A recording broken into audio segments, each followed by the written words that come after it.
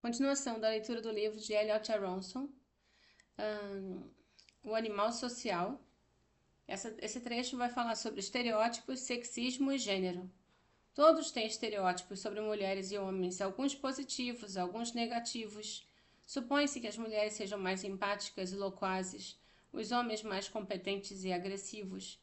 Mas os estereótipos de gênero, como todos os estereótipos, exageram diferenças entre dois grupos e tendem a deixar de lado diferenças de traços de personalidade e habilidade no interior de cada grupo. As mulheres são realmente mais empáticas do que os homens? Que mulheres? Empáticas com relação a quem?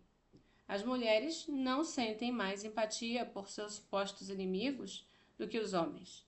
E os homens podem ser muito empáticos.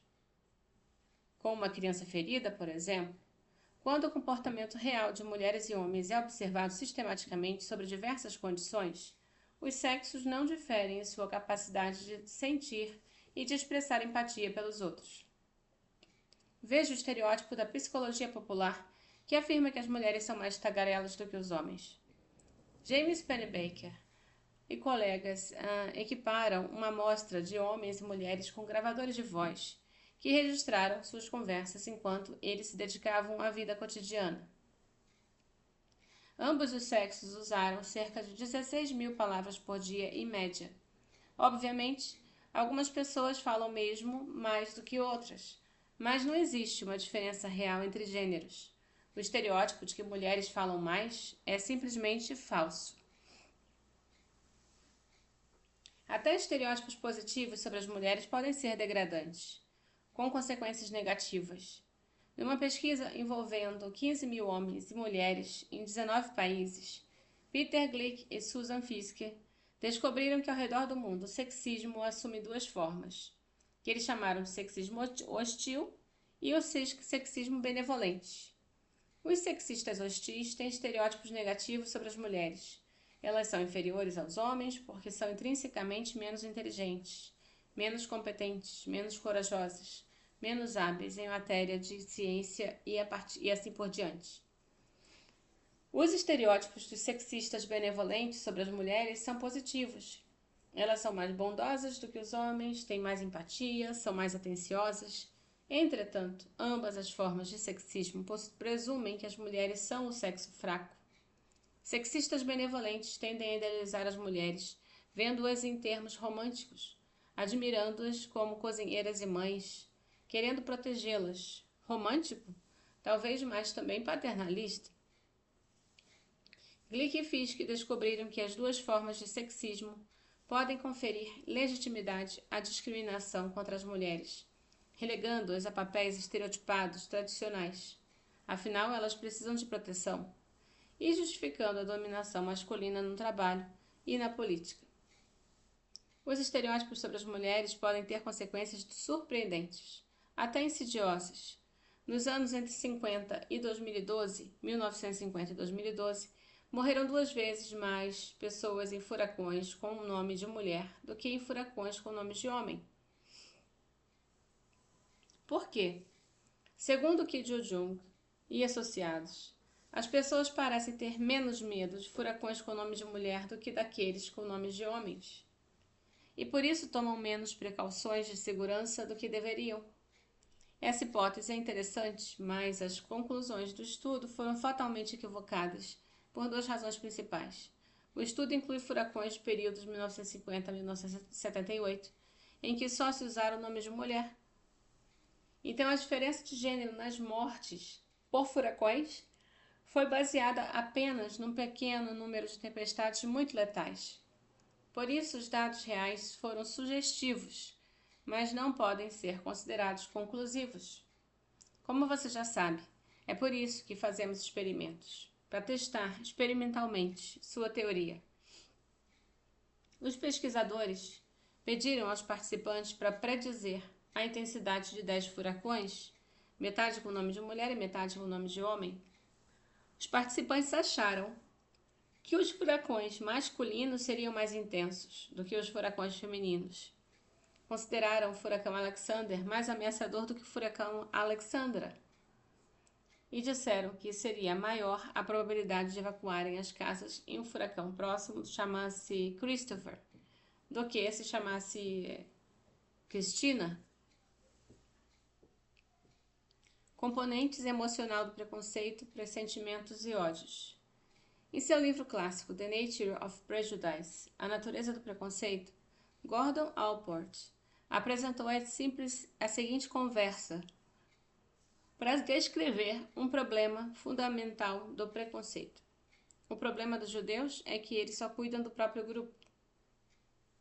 Mas os registros da campanha do cofre comunitário mostram que, a proporção a seu número, eles foram mais generosos em suas doações a instituições beneficentes do que da comunidade do que os não-judeus.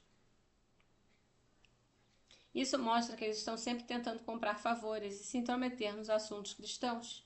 Eles só pensam em dinheiro e por isso há tantos banqueiros judeus. Mas um estudo recente mostra que a percentagem de judeus nos negócios bancários é desprezível, bem menor do que a porcentagem de não-judeus. Então, eles não entram em negócios respeitáveis, só se metem na indústria cinematográfica ou admiram clubes noturnos. Com efeito preconceito, o Sr. X está dizendo, preconceituoso, não me incomode com o fato, já tomei uma posição. Ele não se esforça para questionar os dados apresentados pelo Sr. Y, ou distorce os fatos para que apoiem seu ódio sob a linha de ataque. A pessoa profundamente preconceituosa é virtualmente imune a informações diferentes de seus estereótipos preferidos.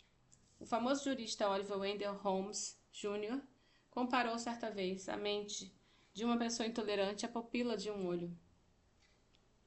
Quanto mais luz você joga nela, mais ela se contrai. Então, por que isso? O segundo componente de preconceito é emocional, arraigado em sentimentos profundos e resistentes intelectualmente. O preconceito persiste emocionalmente. É por essa razão que tentar convencer as pessoas a abandonar seus preconceitos tende a ser fútil. Tais crenças estão fundamentalmente enraizadas na lógica e, por isso, elas raramente cederão.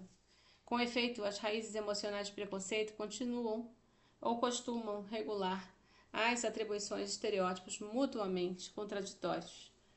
Na Alemanha nazista e na Argentina, os judeus foram perseguidos por serem comunistas, enquanto na União Soviética comunista era considerado capitalista, ambiciosos e anticomunistas os mesmos grupos. Então, os seus perseguidores os detestavam por serem seculares demais, mas também por serem excessivamente místicos. Os sentimentos profundos do preconceito impelem o barco, razões lógicas vão em sua esteira para raciocinar. E alguns judeus até poderiam ser comunistas. Chamaram os judeus de considerar que os estereótipos têm dois produtos ou propósitos: proporcionar atalhos informativos que poupam energia e racionalização a posteriori para sentimentos preconceituosos. Os neurocientistas sociais investigam quais partes do cérebro podem ser envolvidas na formação desse estereótipo, na sustentação de crenças preconceituosas e nos sentimentos de aversão, raiva ou ansiedade com relação a um grupo étnico ou estigmatizado. Numa série de estudos realizados por Elizabeth Phelps e colegas, afro-americanos e brancos viram fotos de pessoas negras e pessoas brancas enquanto tinham o cérebro escaneado. Então, os pesquisadores encontraram atividades elevadas na amígdala. Então, a estrutura cerebral associada ao medo e às emoções negativas. Essas diferenças provocam a sensação de preocupação ou perigo que nossa mente, ao considerar, faz o descanso com consciência. Provavelmente, em todos esses estudos, na nossa cultura, comemos apenas criaturas esteticamente belas, como as lagostas.